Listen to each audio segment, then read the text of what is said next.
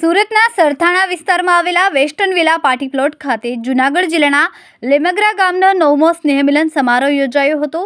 આ સ્નેહમિલનમાં એક અનોખો અને સામાજિક એકતાનો સંદેશ આપતો સંકલ્પ લેવાયો હતો। જાતિપાતિના વાડા તોડીને ઉચ્ચ નીચના ભેદભાવથી ઉપર ઉઠીને ગામના દરેક સમાજને સન્માન આપવાનો સંકલ્પ કરવામાં આવ્યો હતો। આપણી જાત અલગ હોઈ શકે છે, પરંતુ આપણું ગામ એક છે। આપણી અટક અલગ હોઈ શકે છે, પરંતુ આપણું ગામનું નામ એક છે અને આપણે સૌ એક પરિવાર છે। આ સંકલ્પ સાથે મોટી સંખ્યામાં લીમગ્રા ગામના લોકો સ્નેહમિલનમાં જોડાયા। આ પ્રસંગે ગામના તેજસ્વી વિદ્યાર્થીઓનું પણ સન્માન કરવામાં આવ્યું।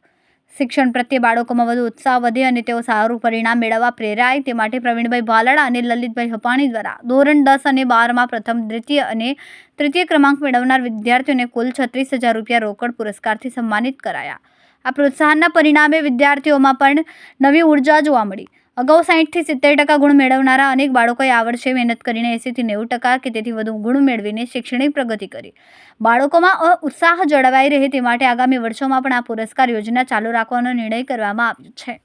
સમસ્ત લીમગ્રા ગામના પ્રમુખ પ્રવીણભાઈ ભાલાડાએ સ્વચ્છતાનો સંદેશ આપતા કહ્યું કે જન્મભૂમિની સાથે કર્મભૂમિ પણ આપણી જવાબદારી છે। સ્વચ્છતા માત્ર સફાઈ કામદારોની જવાબદારી નથી, પરંતુ દરેક નાગરિકની ફરજ છે।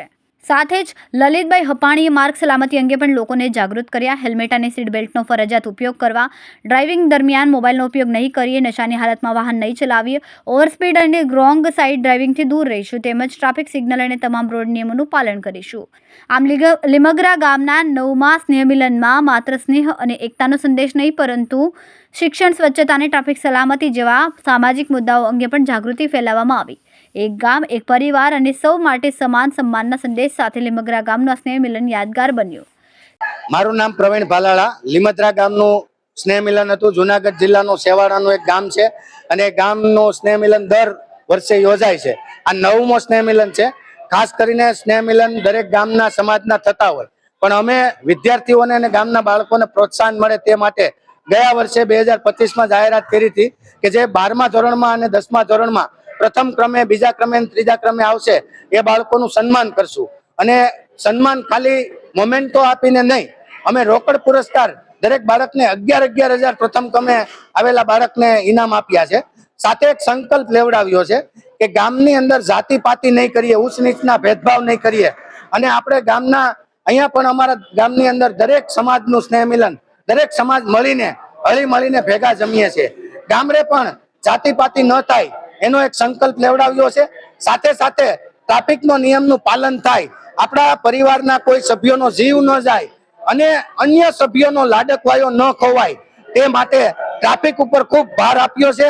સાથે સાથે અમે એ પણ સંકલ્પ લેવડાવ્યો છે કે આ શહેર આપણું પ્રથમ ક્રમે આવે સ્વચ્છતામાં અને સફાઈમાં। એવી રીતે સફાઈ કર્મચારીઓની જવાબદારી નથી, આપણી પણ જવાબદારી છે। એના માટે સંકલ્પ લીધો, એઠવાડનો બગાડ નહીં કરીએ, જમવાનો બગાડ નહીં કરીએ, રોડ પર થૂકીને ગંદુ ગોબરું નહીં કરીએ, દિવાલ નહીં બગાડીએ અને કચરો ગાડીમાંથી રોડ પર નહીં ફેંકીએ। એવા સંકલ્પ સાથે અમારો આ 9મો સ્નેહમિલન આજે યોજાયો અને વિદ્યાર્થીઓનું સન્માન કરીને જે આવેલા મહેમાનો હતા એમને વિદ્યાર્થીઓને ખૂબ પ્રોત્સાહિત કર્યા હતા। કેમેરામેન સેનલ વિરાણી સાથે વિશાલ છેઠા, માનવ પ્રભા ન્યૂઝ, સુરત। અમારા વિડીયોની નવી અપડેટ મેળવવા માટે સબસ્ક્રાઇબ કરો માનવ પ્રભા ન્યૂઝ ચેનલને, બેલ આઇકન ક્લિક કરો લેટેસ્ટ વિડીયો સૌથી પહેલા મેળવવા માટે।